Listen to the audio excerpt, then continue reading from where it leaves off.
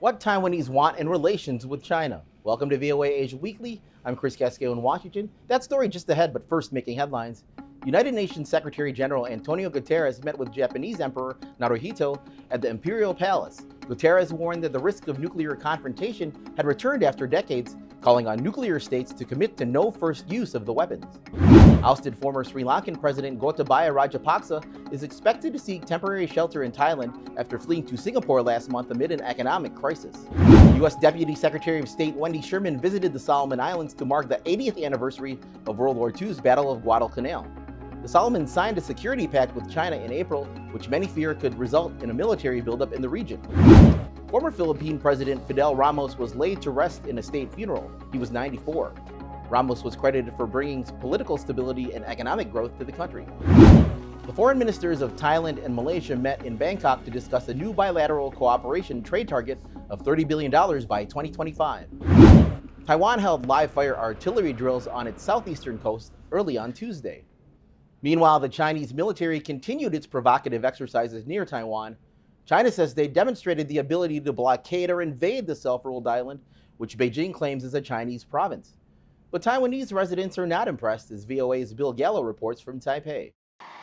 A display of overwhelming force off the coast of Taiwan. China's message, you are not a sovereign country. But the drills are having another effect, driving Taiwanese public opinion even further against China. In Taipei, most residents are used to dealing with China's threats, though many say they don't appreciate being bullied. It's not great from China. It doesn't really help boost my feelings for China, if that makes sense. China wants to control everything, like the people, their lifestyle. But in Taiwan, we have our rights, our authorities to control our own life. And they say they want to re-educate us after reunification, which sounds awfully familiar. Just like in Hong Kong, China proposes a one country, two systems policy for Taiwan. But China's crackdown on Hong Kong has erased that distinction. We can see Hong Kong now is just one China, right? And Chinese swallow their promise. So how we can trust the Beijing? But those fears aren't keeping Taiwanese from enjoying the present.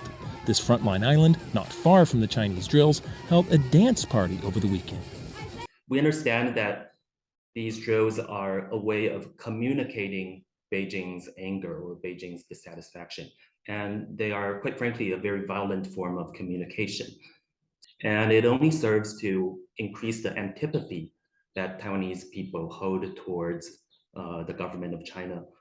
Here in Taipei, the idea of unifying with China is more unpopular than ever. But most Taiwanese also oppose declaring independence. Polls suggest the vast majority of Taiwanese simply want to keep things the way they are. Bill Gallo, VOA News, Taipei. Visit our website, voanews.com, for the most up-to-date news. You're watching VOA Asia Weekly. Two important U.S. allies responded in different ways to China's military move surrounding Taiwan. Japanese Prime Minister Fumio Kishida said the country will drastically strengthen its defense capabilities. Analysts note polls in Japan show increasing support for more defense spending and even the introduction of offensive strike capabilities. The top South Korean and Chinese diplomats met in China to mark 30 years of diplomatic relationship.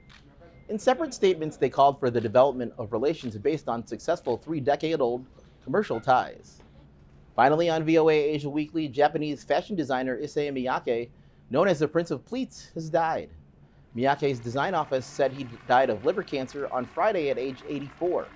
His origami-like pleats transformed polyester into chic, and he built one of Japan's biggest fashion brands. Miyake's clothing was meant to celebrate the human body, regardless of race, build, size, or age.